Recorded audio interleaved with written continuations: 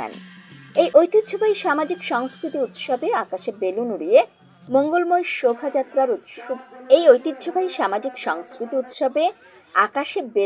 মঙ্গলময় শোভাযাত্রার শুভ উদ্বোধন করেন জেলা প্রশাসক শামীম আরা রিনি। এছাড়াও ক্ষুদ্র নৃগোষ্ঠী সাংস্কৃতিক ইনস্টিটিউটের পরিচালক নুকরাচিং মার্মা, আঞ্চলিক পরিষদের সদস্য কে এস মং মার্মা, সদর উপজেলা নির্বাহী কর্মকর্তা মারুফা সুলতানা খান হীরামণি, উৎসব উদযাপন পরিষদের সভাপতি চনুমং মার্মা সহ শতাধিক বৌদ্ধ ধর্মাবলম্বীরা অংশ নেন।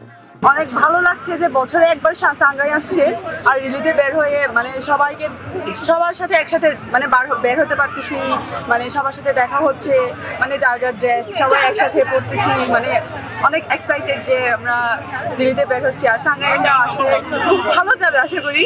মারমাদের বৌদ্ধ সম্প্রদায়ের সাংগ্রাই